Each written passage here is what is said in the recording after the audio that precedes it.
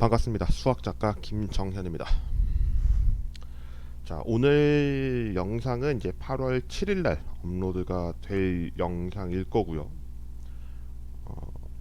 요새 많은 교육과 관련해서 좀 이슈가 계속해서 나오고 있는데, 먼저 이 이야기를 하고 시작하겠습니다.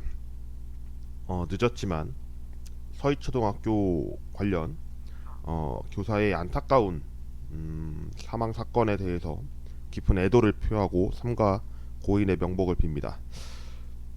이번 일로 단순하게 지나간 그런 내용이 아니라 명백하게 이 사실을 파악하고 인지해서 정부와 교육부에서 제대로 된 정책을 내주시기를 진심으로 바라겠습니다. 저 또한 이제 교육학, 특히 저는 수학 교육이지만 교육 정책을 같이 공부하는 사람으로서 많은 이야기를 좀 하고 싶지만 좋은 정책을 내실 거라 기대하고 저는 별다른 이야기를 하진 않겠습니다만 단순히 넘어갈 상황은 분명히 아니라는 것은 꼭 강조드리고 싶습니다. 그런 점에서 저는 이제 좀 여러 가지 좀 섹션을 준비를 해봤는데, 아무래도 이번 교사의 교육도 있고 학생들, 그리고 그 학생들이 자라나서 성인이 됐을 때 그거에 대한 문제점이 계속해서 사회적인 이슈를 불러일으켜 왔습니다. 그런 점에서 인성교육을 바라보지 않을 수 없었고, 그 인성교육에 대해서 여러분과 함께 살펴보는 시간을 좀 가져보겠습니다. 이번 내용은 제가 별다른 내용을 쓴 건 아니고 공부를 하면서 이제 SNS에 공유를 하기도 했었는데, 그 내용을 브리핑하는 쪽으로 좀 정리를 해보겠습니다. 먼저 첫 번째는 인성교육 종합계획이 2021년에 시작을 해서 2025년까지 진행이 되고 있었고, 또 수학에서 인성은 어떻게 정의를 하고 있는지를 살펴보는 시간으로 준비를 해봤습니다. 그래서 두 가지 부분으로 확인해 주시면 좋을 것 같습니다. 그러면 시작해 보겠습니다. 네, 먼저 인성교육 종합계획에 대한 이야기를 하도록 하겠습니다. 인성교육의 정의는 교육기본법에서 다음과 같이 정의하고 있습니다. 교육은 모든 국민이 인격을 도야하고 민주시민으로서 필요한 자질을 갖추게 하여 인간다운 삶을 영위하고 민주국가의 발전과 인류 공영의 이상을 실현하는 데 이바지하게 함을 목적으로 하고 있습니다.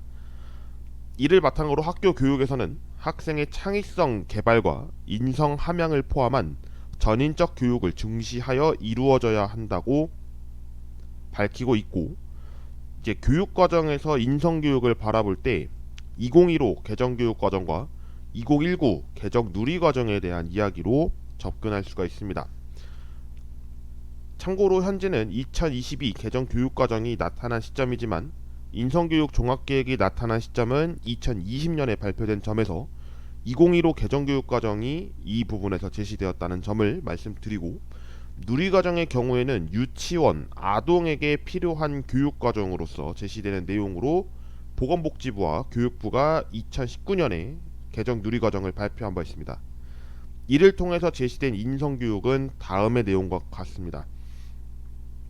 2015년 교육과정인 경우 공동체 의식, 세계와 소통, 배려와 나눔 실천으로서 세 가지 강조를 인재상으로 보고 있고, 2019 개정 누리과정인 경우 건강한 몸과 마음, 이를 저는 육체와 정신으로 바라보게 됐고, 자주적 창의적인 내용과 더불어 사는 사람을 인재상으로 보고 있습니다.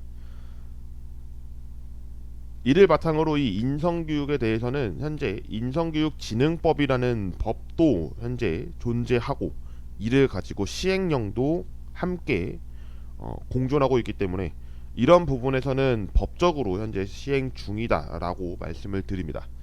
하지만 이 인성교육진흥법이라든지 이런 부분에서 인지하는 수준은 생각보다 낮다고 볼 수 있는데, 학교 현장에서 인성교육이라고 했을 때 도덕, 윤리 이런 쪽에 강조를 하겠지만, 사실은 그 도덕 시간에만 인성교육을 가르칠 것이 아니라 다른 부분에도 인성교육은 같이 함양해야 된다는 점도 있고, 무엇보다 국어, 수학, 사회, 과학, 영어 등의 주요 교과 교육학에 대해서도 인성교육은 반드시 함양되어야 하는데 그러지를 못하고 있는 것이 현 시점이라고 생각합니다. 인성교육과 민주시민교육이라는 두 가지 측면에서 차이점과, 이 차이점이지만 정확하게는 상호 왔다 갔다를 하는 관계 속에서 진행되고 있는 점을 좀 구분지어서 말씀을 드리도록 하겠습니다. 인성교육은 인성교육진흥법과 시행령을 바탕으로 진행 중입니다. 그리고 민주시민교육인 경우 민주시민교육 활성화를 위한 종합계획이 발표되면서 이를 통해 현재 개념이 정의되고 있습니다. 그에 대한 내용을 작성하면 다음의 내용과 같습니다. 인성교육은 타인, 공동체, 자연과 더불어 살아가는 데 필요한 인간다운 성품과 역량을 기른다라고 되어 있고, 민주시민교육은 서로 상생할 수 있도록 민주시민으로서의 역량을 강화할 수 있다라는 내용을 갖고 있습니다. 이 둘의 공통점은 민주시민 양성이라는 교육기본법상에서 교육 이념을 목적으로 하고 있다는 것이 이 부분의 특징입니다. 인성교육과 민주시민교육은 두 가지 독립적으로 볼 것이 아니라 서로 상호 왔다 갔다를 할 수 있는 그런 관계 속에서 이 역량을 길러야 한다라고 교육부에서 제시되고 있습니다. 그래서 인성교육에서는 이제 확장을 했었을 때 어떠한 교육 정책 영역으로 나갈 수 있는가, 이런 부분에서 이 부분을 제시하고 있는데, 뭐 여러 가지가 있습니다만 저는 이제 기본적인 세 가지를 작성해 봤습니다. 인성교육을 통해서 인권교육이 진행되고, 인문소양 교육과 함께 이제는 미디어 리터러시 교육까지 우리가 살펴볼 필요가 있다는 것을 확인할 수가 있습니다. 인권교육인 경우에는 이제 학생 인권 조례가 워낙 이제 강조가 되다 보니까 학생들이 행하는 범위가 교권을 넘나드는 사례까지 나타나면서 교사들의 갖고 있는 그런 인권들이 추락하고 있는 그런 모습을 최근 들어서 더 많이 느껴지고 있습니다. 그런 점에서 이 인권 교육은 상당히 중요한데, 학생 인권도 물론 중요하겠지만 교사의 인권 또한 학생을 가르칠 권리에 있어서 매우 중요한 부분이라고 할 수 있습니다. 그런 점에서 인성교육은 예비 교사들에게도 필요한 교육일 것이고, 또 이를 바탕으로 학교 현장에 갔을 때 계속해서 연수 프로그램이나 아니면 정책적인 제시를 통해 뭐 나아가 법으로 이제 지정이 될 수 있는 그런 교육이 만들어질 수 있겠다라고 개인적인 생각을 덧붙입니다. 인문소양 교육은 마찬가지입니다. 인성교육에서 같이 나오는 부분이 인문소양이고, 요새는 이제 4차 산업혁명과 관련해서 이제 의사소통 능력을 맞춤형 학업성취도 평가에서 진행되고 있는 점에서 이 미디어 리터러시 교육 또한 매우 중요한 영역이라고 볼 수 있습니다. 아까도 말씀드렸지만 인성교육과 민주시민교육은 하나의 교육활동이지 두 가지의 독립적인 내용은 아니라는 점을 먼저 말씀드립니다. 자, 이렇게 일단 전체적인 인성교육에 대해서 살펴봤는데, 인성교육 종합계획은 교육부 누리집에서 확인하실 수 있으니까요. 거기에서 좀 더 자세하게 보고 싶으신 분은 제가 링크를 걸어서 여러분께 공개해 드리도록 하겠습니다. 자, 그러면 수학적 인성에 대한 이야기를 해보도록 하겠습니다. 수학적 인성을 어떻게 정의하는가에 대한 이야기부터 시작하겠습니다. 수학적 인성은 보편적인 인성 요인과 함께 수학적 창의성을 촉진, 발현하는 데 도움을 주는 인성 요인으로서 정의되고 있습니다. 이때 인성 요인으로서는 네 가지가 제시되는데, 참여, 의사소통, 약속, 그리고 책임입니다. 수학에서 참여, 의사소통, 약속, 책임 어떤 관점으로 바라보느냐에 따라 이야기는 달라지겠지만, 제가 개인적으로 생각했을 때 이 부분은 굉장히 동의하기가 쉬웠습니다. 일단 참여라는 부분은 당연합니다. 교과에서 참여하는 것은 굉장히 큰 의미가 있습니다. 뭐 예를 들면 발표라든지 이런 부분을 통해서 의사소통과 함께 참여를 볼 수가 있고, 또 이제 약속이라는 내용을 통해서 어떤 정의가 있었을 때 이를 약속한다라는 것으로서 다른 정의를 사용하지 않고 우리가 사용했던 그 수학적인 기호나 말, 글 여러 가지를 통해서 우리는 이제 정의를 약속한다라는 표현을 굉장히 많이 쓰죠. 그런 부분에서 이제 인성 요인으로 이야기를 할 수가 있고, 마지막 이제 책임이라는 것으로서 문제 해결 능력과 연결 지을 수가 있을 것입니다. 국내에서 정의했던 인성 요인은 학자마다 다르게 정의를 하고 있기는 합니다. 하지만 계속해서 진전된 역량으로서 이 인성 요인을 계속해서 만들어내고 있고, 이를 정의하면 다음과 같습니다. 1999년에 인성교육이 나타난 것은 아닙니다만 초기라고 이야기를 했을 때 합리성, 감수성, 그리고 존중성에 대해서 이야기를 하게 되고, 2006년에 인간성 회복을 강조하게 되는 시점이 왔으며, 2010년에 정직, 책임, 배려, 용기, 소유, 인내, 공정 등 굉장히 많은 요인들로 구성되어 있음을 볼 수가 있습니다. 2015년에는 이타성, 합리성, 과정 지향성으로서 이 부분 아래에서도 하위 요인이 존재하는데, 그런 내용들도 함께 존재해서 인성 요인을 설정하고 있음을 볼 수가 있습니다. 저는 이제 수학적 의사소통을 연구하고 있는 입장으로서 수학적 인성과 연결을 지었을 때 어떤 부분이 전제로 조건이 되어 있고 또 어떤 바탕으로 되어 있는지를 살펴보면 이렇습니다. 우리는 의사소통이 이루어지는 그 과정에서 설명을 해보면 학생 간에 이루어지는 그런 내용들, 뭐 예를 들면 조별 활동이나 아니면 또래 친구들과의 문제 만들기, 뭐 내지는 문제 공유하기, 이런 활동들이 될 것이고, 또 학생과 교사는 당연스럽게 이루어지는 의사소통일 겁니다. 그런 부분에서 이 관계성을 따지게 되는데, 전제 조건은 상호 간의 신뢰로서 만들어지며, 이 신뢰는 약속과 책임을 선행 요건으로 갖추고 있습니다. 상호 간의 신뢰라고 하는 것은 이 문제를 만드는 데에 있어서, 뭐 예를 들면 문제를 만드는 데에 있어서 학생에게 줬는데 답이 없는 내용이지는 않을 겁니다. 하지만 문제를 푸는 과정에서 오류가 범하지 않도록 나는 이렇게 만들어 봤고 그거에 대해서 함께 풀어보자, 문제를 해결해보자 라는 이런 신뢰 속에서 이야기를 해보는 시간이 좀 될 것 같습니다. 수학적 인성에 대한 이제 전반적인 내용으로는 이제 다음과 같이 네 가지 작성해 봤는데, 수업에서 세 가지 흐름에 참여한다라고 되어 있습니다. 제가 이제 세 가지 흐름이라고 얘기했던 거는 전중후라고 되어 있는데, 이 전중후는 수업 전, 수업 중, 수업 후로 나타날 수 있습니다. 뭐 예를 들면 수업 전에 뭐 플립 러닝을 한다던가 아니면 예습을 통해서 살펴본다거나, 이런 부분이 이제 수업 전의 내용일 것이고, 수업 중은 실제로 학생이 그 수업에 들어갔을 때 운영되는 그런 부분일 것이고, 이후 뭐 수업에서 질문이 생겼거나 아니면 내가 잘못 개념을 이해하고 있는 것을 점검하기 위해서 교사와의 대화 또는 학생 간의 대화를 통해 수업 후에 이루어지는 부분으로서 수학적 인성을 살펴볼 수가 있는 내용이 되겠습니다.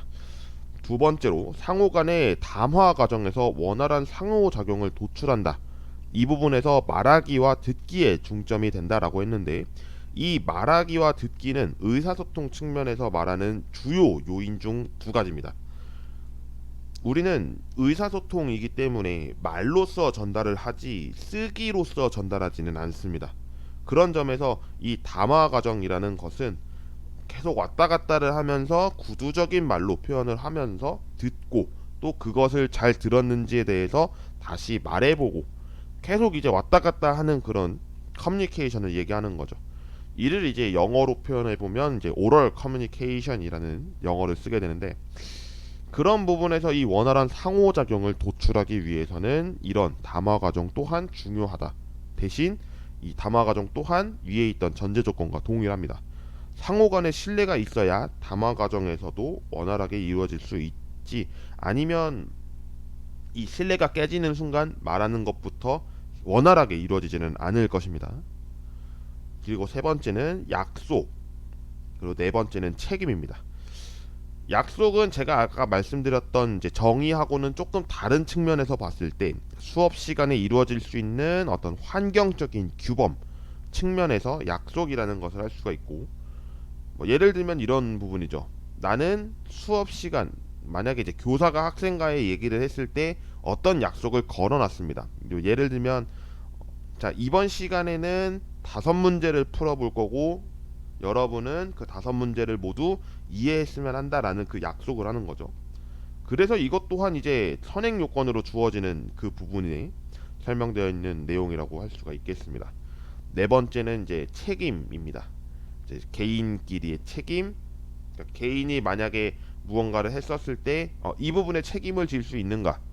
뭐 나아가서는 동료와의 책임이 있을 수 있고, 교사는 특히나 학생들에게 그런 책임을 또 막중하게 갖고 있기 때문에 반드시 학생만이 갖춰야 될 것은 아니고 교사도 또한 이런 인성 쪽은 함양하여야 한다라고 제시할 수가 있겠습니다.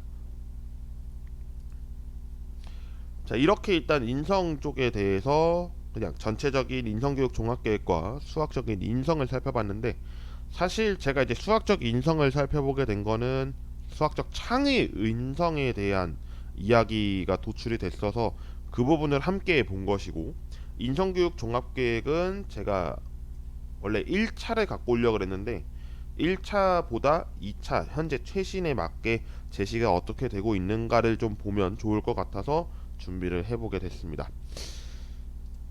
계속해서 일단은 인성교육 쪽을 저는 건드릴 생각이고요. 앞으로도 이런 부분은 좀 더 주목할 필요가 있다고 생각을 해서 계속해서 공부를 해보고 여러분께 공유하는 시간을 가져보도록 하겠습니다.